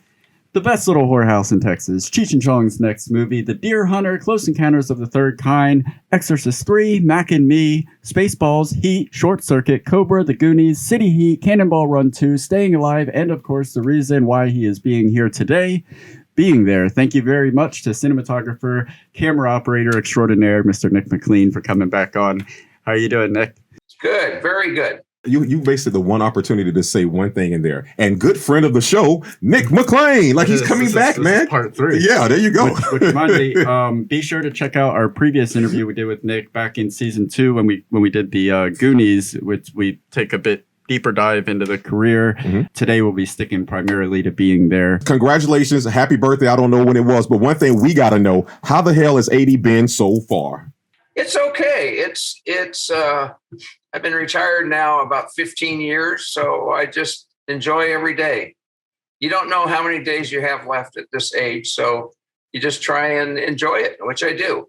You were talking about a party last time. Did that happen? It happened. It was here at this house. It was incredible. 3 of my buddies who also turned 80 within about a month. And we had a lot of old high school friends. And actually, my first wife even showed up. We had a wonderful time. Wow. That's awesome. We can only hope to make it to 80. I know you don't want to, but I said 83, right? I want to check out at 83, right? Yeah, I'm looking for like 60. All right. Okay, cool. I'll make preparations. Well, I wanted to thank you, first of all, for insisting that we cover being there, because it was a gem. Like I said in the email, it was just a really special movie. Yeah. So what for you, when you recommended that, and when you recommend it in general, what makes it a great movie for you to recommend to people? I think the reason I recommend it to you guys, because it was my favorite film I've ever done of all times. When you look back at it and see the content and the director of photography and Peter Sellers, and, we were back at that Asheville. The big mansion was in North Carolina, the Asheville mansion. So we worked there for 2 or 3 months, I guess. And we were in Washington, D.C. for a month. And it was just a good group of people, and it was done well. What's amazing about you saying that to me is that out of your very popular and very well-known career, most people know probably 95% of your resume, but the common fan does not know Being There. And for you to say that's one of the most favorite films you've done of all time actually speaks to that. So let me ask you this, specifically when it came to that film, can you explain what your role was with the production and what led you to working on it? I was the camera operator, and Caleb Dagenel was the first cameraman, and I'd met Caleb when he was about 20 years old, and he was like a nobody. He was doing commercials, and he was off to do this picture that I thought was like a grammar school deal called The Black Stallion. I thought, oh boy. And when I saw that, I knew he was a keeper. And then I did another one with him. I think before Being There, I did The Right Stuff. I did the aerials, the air to air on The Right Stuff. And then I think we went from there, and he asked me to stay with him going on Being There. And I had not worked with Hal Ashby, and that was a plus. I wanted to work with Hal. So that was, I said, yep, I'll do it. So for the layman's out there, myself included, when it comes to the credits in bigger budget films, when you say camera operator, I was looking on the IMDb page and I saw you were the only camera operator. There is assistants and things like that, but is my presumption correct that you were actually holding the camera? That's correct. You're the guy that looks through the camera and reports to the director afterwards. And I was a camera operator before they had video. So they gave me a lot of responsibility. When they say cut, it was kind of up to me whether it was good or bad or whether we wanted to do another one. So if you got a real good reputation, you got a lot of good movie offers, which I luckily did. So you were essentially the only one seeing what was going in the can until it was. Well, actually, on Being There, I think we had video. So I think Hal could see it back by the director's chairs there. They had a video monitor for Hal. Okay. That's amazing. One of the things that I want to go ahead and give you kudos for, especially with you telling me that, is that when I was watching the film, I just appreciated, even though I love the world of DSLRs, there is nothing like, and there will never be anything like actual film. And this actual movie showcased that to a level that I'm not going to get into, but like you say, I feel how you feel with that. So this was my segue. I wanted to ask, you mentioned Caleb. He was the director of photography. What was it like actually working with him on this? It was pretty good. He had never worked with a camera operator before. So he kind of questioned my framing and stuff the first 2 or 3 days, but then he figured out that I kind of knew what I was doing, and he never bothered me again. And we became good friends. Yeah, no. How you think this happened? It's okay. Go ahead. I won't start today. Well, unlike him, I'm sure you gave me reasons to quit. Well, hey, but did I not deliver? Like UPS, I will deliver. 1:59 p.m. I get a text message from him saying, "I'm coming in hot. Be ready." I'm like, I've been ready. Am I not here? Yeah. Right on the edge. Hal Ashby does not get nearly the credit he deserves, and it was only confirmed watching this. It's a shame that his career didn't just kind of blow up after this. And I am firmly under the belief that if this film was like Stanley Kubrick's Being There, you would hear about it a lot more, it'd be held in a much higher regard. People would be worshiping it. I saw that in the notes you sent me, and you're probably right about that. What was Hal like to work with? He was a editor before he was a director. And I'm not positive, but I think he edited the Thomas Crown Affair. And that's where he might have even won the Academy Award for that. And then, so that's how he got started.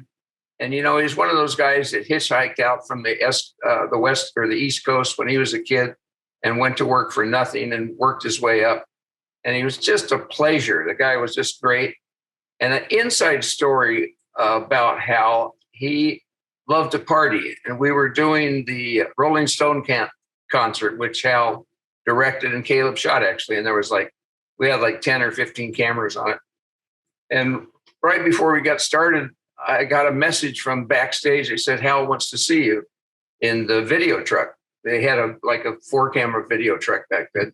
So I went back there, and Hal was laying in a chaise lounge with an IV in his arm. And he asked me, he said, he lived in Malibu too. He said, when we get home, can you take me home? And I said, what the hell's going on? He said, when I get around the stones, I just party a little too hard. So got that vitamin B drip going on, I guess, huh? Something, yeah. Yeah, he was actually laying there and just, Nothing like it. I want to clarify for the audience that the IV drip was not the drug itself. No, he was trying to rejuvenate himself. Yeah, Oh, man. I guess they'd been out late the night before. Now, one of the most important shots to the film is, to me, and it really speaks to what's really going on in the when Chance first leaves the house. And if I'm not mistaken, it's a 2001 Space Odyssey that is actually set to. Chance leaves the house and he's entering Funkadelic remix. Funky Junkie. Yeah, he's entering the real world for the first time, and it was done so well. Can you talk about what went into that shot? Yeah, actually, we were in the exterior of that house was in Washington, D.C. So we, as he came out the house, and we stayed with him, dollied across the street. And then there was a lot of slums and bums, and if I remember correctly, and they had some fires and stuff like that. So yeah, he was coming out to the real world because Chance had lived in that house his whole life, or almost his whole life. So yeah, it was his coming out party for himself. I almost thought the movie was going to stop when he goes to that red car on the left-hand side. I'm like, man, if he just makes that his new home there, it sells people for who they. This is what people do on the outside. How many did that take? Multiple takes on that? Because it seemed like there was so much going on, and the motion of the camera, like it was just so beautifully played out. I remember I had to I started in one direction, had to crawl over the dolly and keep going in the other. But I had a really good dolly grip, real good assistant. So we were a pretty gelled group, so we could do damn near anything. Is it true that the entire film was shot with just two lenses, being a I saw that too, and I don't remember that, but it very well could be, because Caleb was a real stickler for, what you see with your eye is what he wants to get, and he hated zooms. So it's probably true, or we might have used a zoom a couple of times, but most of the time probably was like a 29 and a 75. That's one of the things that I really liked about the movie, was that like every shot seemed to be eye level, like perfectly straight on. Like you're just like the audience, it's putting you in the perspective of just being another person in the room while these scenes are playing out. And it lent to like the surrealism that happens at the end of it. It's almost like you're watching, like you're in reality seeing this all take place. And it's a little bit more jarring when that happens at the end. But not to mention, this is 1979. And to be honest with you, it was shot better than some of the stuff that came out last year. Oh, yeah, way better. Yeah. Yeah. Appreciate that. The scene with Peter Sellers and Shirley MacLaine in the back of the limo after they hit him had such an interesting and realistic look to it. It looked like natural. Like when I first saw it, it's like, this has to be natural lighting, because it's unusually dark for what would be acceptable in a film. And the only lights you get were passing when it seemed like cars were passing. But then the backdrop, everything outside the windows was obviously projected. So I knew that this was shot like in a contained area. And then I was watching the behind the scenes, and somebody was talking about how it was like a half of a limo with a 75 millimeter lens on them to give them some room to breathe. But it was just the lighting choice in that was really interesting to me. I personally liked it, but I feel like nowadays, if you tried to do something like that, nowadays you get fired for some of that stuff. It was so dark. Yeah, but that's Caleb's way, though. He didn't really care if somehow you saw him got in, who was in there, and you heard him talking. And every once in a while, half of that we did on the driveway, which is 3 miles long, up to the mansion. But half of it, you're right, it was rear projection, I think, on the stage. And an interesting part about that is when we started to do that rear projection back at the stage, we were on the stage where Peter Sellers had his first heart attack, and he freaked out, and we had to wrap for the day. He didn't know we were going to be on the exact same stage. And so he got in there and he just said, I'm going home, so he was, and, he did die young of a bad heart. And it was a thing that could have been fixed now in, 2 days, with the advancement in heart medicine they have now and heart stuff. But he knew he was suffering from this. I don't know exactly what the problem was, but we did wrap during that shot. That's a shame because he was really talented, and I would only imagine where his career would have went in his like later years if he had the opportunity. Amazing, and a great guy, by the way. It almost seems as if, like I say, not the guy you're getting on screen, this guy, but like you just said, a good, wholesome guy, and like I say, somebody who definitely left us before his talent peaked. Before we started working with him, they told us, "Do not wear purple. Peter Sellers does not like purple." And no yellow pencils. He's got something about yellow. He was an eccentric.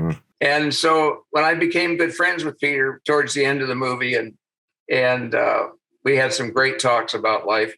And I said, "What the hell is this deal about purple and the pencils?" He said, "There's nothing. I love purple." He said, another IMDb fact. You never know. These things. All right. So an IMDb has a piece of trivia that we were hoping you could maybe confirm or deny. A gay party goer who thinks Chance has suggested an interest in watching gay sex says, "You wait here. I'll go get Warren." This may be a dig at Warren Beatty, whose heterosexual activity was legendary. The professional and personal relationship between Beatty and Hal Ashby was at times virulent, with Ashby refusing to see Beatty during the waning months of his life. Now, do you know if there was any truth to that? I never heard a word of truth of any of that. I didn't know. Like a professional.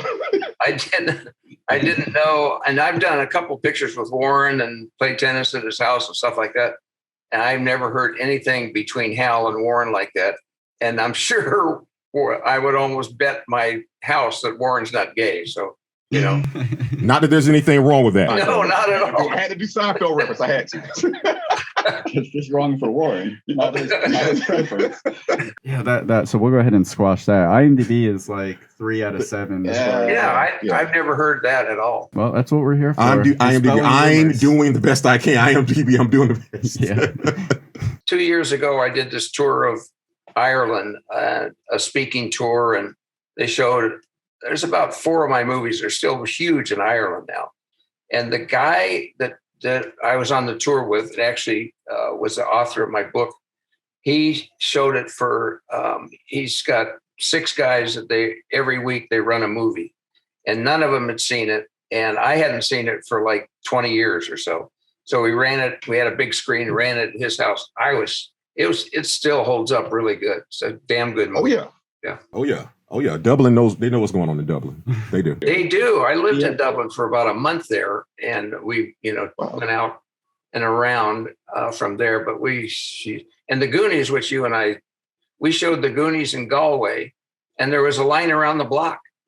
It's still huge. That was, that's not too long ago. The truffle shuffle crosses all borders and boundaries. Yeah.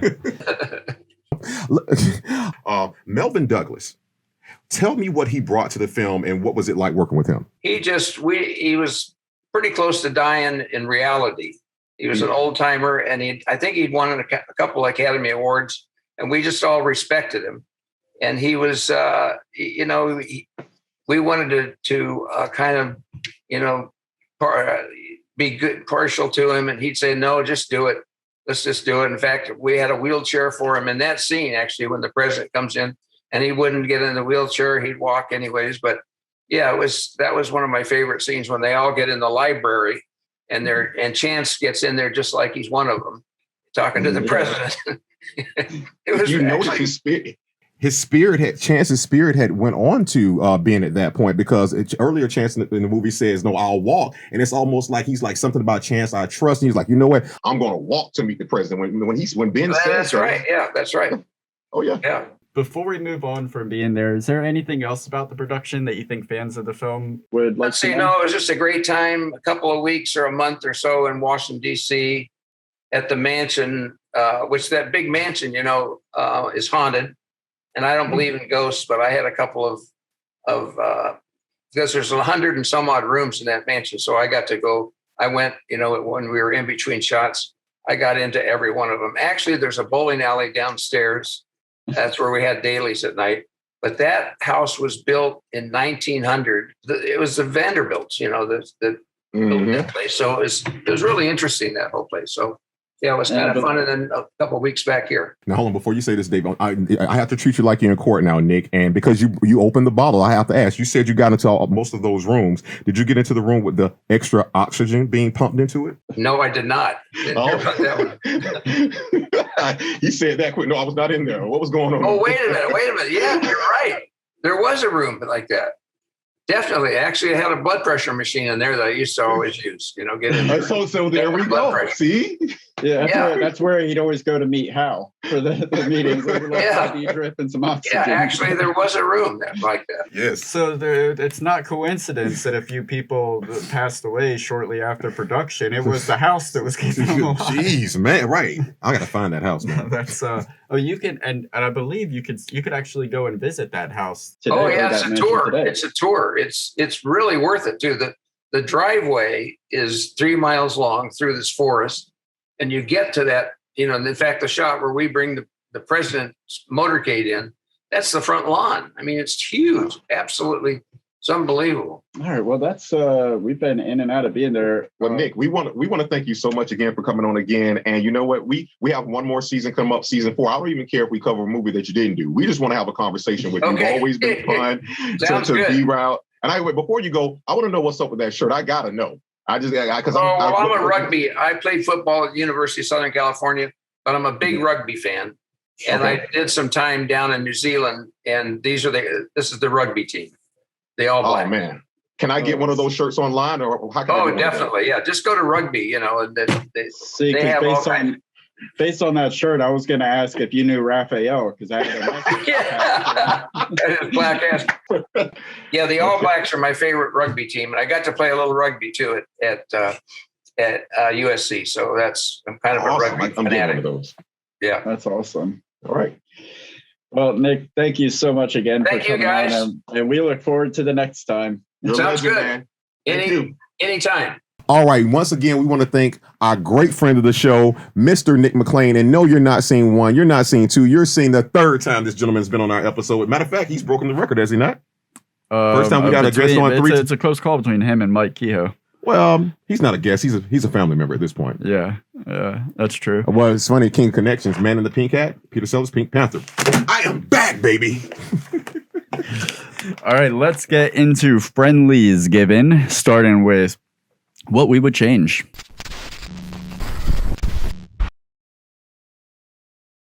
All right, guys. Now, I just have to be completely honest with you. I noticed it. I promise you I'm nitpicking here because honestly, I don't even feel confident saying this, but as a film connoisseur, I would have to tell you that I would not, and this had nothing to do with the cinematography. This had nothing to do with the writing, and it had nothing to do with the acting, which I feel confidently. And this is probably going to irk you, but I know you saw it. This had something to do with the editing. I did notice maybe 3 or 4 times throughout the film, and I promise you I'm nitpicking. There were some rough jump cuts. Well, I hope you have some time codes on those. I will go back and rewatch. I promise you these happen. I'm not saying I don't. I'm not saying I don't believe you. I'm saying I'm not searching through a 2-hour film for jump cuts. I don't need you to. I'm just telling you. Trust my word. They're there. But I know one specifically was the dinner scene with when the dude was asking him about that, and they cut back to the president in the bed. Somebody was still talking, and they cut right to it. It's like they're very rough. Please send me one example. I will, and I'll put it right here. He just never advertises his accomplishments. He never. There you go. But other than that, I wouldn't have changed anything about this film. And I'm not saying I don't believe you. I'm saying I want to see them for myself. Because I didn't catch them. I usually at least 3 or 4. Yes. Because that would bother me. The only thing that I would want to change because I didn't notice the jump cuts was the outtakes and the credits. Oh, it's not the ending? Yeah, it is the ending. The true ending after the credits. Oh, okay. I'm very happy with the ending. Okay, I got you. But the inclusion of the outtakes and the credits, and like I said, I'm torn on it. Part of me is like, it does a great job memorializing Peter Sellers' work, but absolutely, before he died, there was no reason for them to be there and take you out of the movie. Speaking of that, we did actually talk again to cinematographer Nick McLean about this. Check that out right now. I had read about some disagreements regarding the outtakes being included in the credits, like with Peter Sellers, begging the producers to not put it in when they submitted it to Cannes, and him believing that it took away from the magic of the film or the suspension of belief in the character. I totally see where he's coming from if that was his argument, because it does kind of take you out of like. I forgot who Peter Sellers was when watching the movie, and then at the end you get reminded. But I think like for posthumously, there was something sweet about seeing him as himself, having fun with that character. That's the day we all got to love him, is because we shot that like halfway through, and actually it's me that starts laughing a lot. I ain't taking no jive.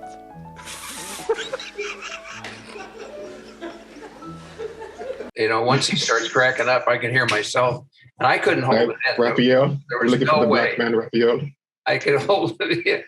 Cut your black ass, But it was so good. That's the day you knew Peter Sellers was a real person, and we just had a ball. And actually, the only person I ever heard that didn't like the way it came into the film at the end there was Shirley. She thought it was really horrible to do to the film, but that's the only complaint I ever heard about it. And I love watching it, but I can understand also, that kind of took out from the reality of chance. So you don't want to lose it, because when it happened, it reminds you of 40-Year-Old Virgin when they go and do like Steve Carell breaks character, and then he's no longer that person. He's Steve Carell now. Yeah. So it kind of takes away. He's Santa Claus. You're not Santa Claus. You're Dad. Thanks, Nick, again for that review. But as you mentioned, I see why you're torn. So it's again, if he was still alive, you'd hate it to death.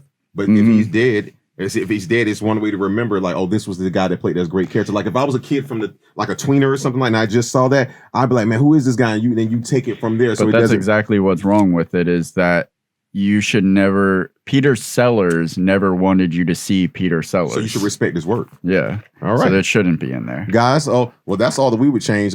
If you actually take the time to watch this film, let us know what you change. Dave, you know what that time it is? What time is it? They want to know how many friendly Fs we give this film. Thanks, Nick, again for that review. But as you mentioned, I see why you're torn. So it's again, if he was still alive, you'd hate it to death. But if he's dead, it's one way to remember, like, oh, this was the guy that played this great character. Like if I was a kid from like a tweener or something like that, and I just saw that, I'd be like, man, who is this guy? And then you take it from there. But that's exactly what's wrong with it, is that you should never, Peter Sellers never wanted you to see Peter Sellers. So you should respect his work. Yeah. All right. So that shouldn't be in there. Guys, that's all that we would change. If you actually take the time to watch this film, let us know what you change. Dave, you know what that time it is? What time is it? They want to know how many friendly Fs we give this film. All right, guys, let's bring it down. And listen, we're not going to hold this in suspense. I'm going to jump right into this thing. Dave, you know what I did here? What? 5? So the French Dispatch gets 3, and this gets 5. 3.5, the French Dispatch. This gets 5. I'm going to tell you why. Again, I went into this with really low expectations. Never heard of it. Never wanted to see it. Really, to be honest with you, hadn't seen a Peter Sellers film in forever. And 10 to 20 minutes in this, I'm like, I'm glad I love film. Only a person that loves film could watch this. By the time I was done, and that original ending scene happened, I purposely didn't mention that in this because I don't want to spoil it for people. Like that was one of those things to where you told me, hey, don't read the questions until you watch the film, because I promise you that would have been a heartbreaker for me if I would have read those questions. My point to you is this: is that the cinematography, the writing, the acting, and the test of time all checked out, checks and balances on this. And I'm not saying it's a 5 like it's the best film ever. I'm saying for me, this is why I'm giving it a 5. And I did not think I was going to. I sat there and tried every single type of way to not give this movie a 5. And again, remember, I didn't laugh out loud one time, but I found myself smirking and appreciating. I'm like, man, this is better than stuff that's getting dropped every other day. The clarity in the lenses, the writing, the story, the intertwines, these things make sense. You're talking about Illuminati. You're talking about lesbianism, masturbation, classism. They touched on every touchy sub that you could, and they did it in an artful way. And at the end of the day, I was like, yo, I didn't never see this coming. This film is a freaking 5 to me, brother.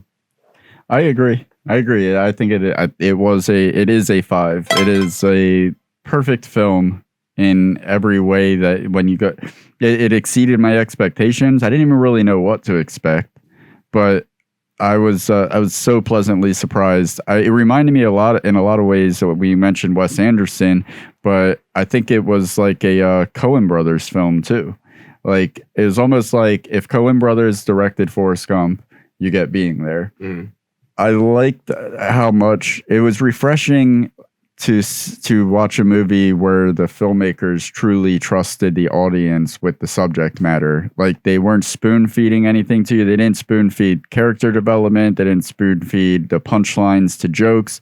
You wouldn't be made like, they wouldn't make you aware like, hey, we're about to tell a joke. We're setting up a joke. Here's the punchline for the joke.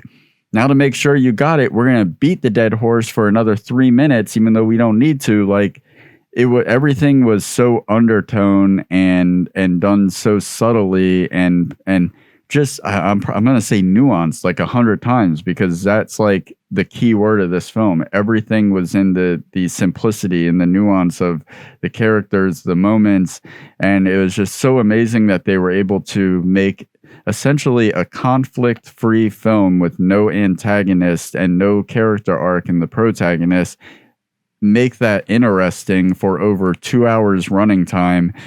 And the moments that are funny, they're funny because like you feel like you really earned the laugh when you get a chuckle out of, and really that's all it is. It was just like very enjoyable chuckles where a few moments after something would happen, it was like it would kind of like register in your mind, oh, this is why he did that, because of it's this intelligent before. Comedy.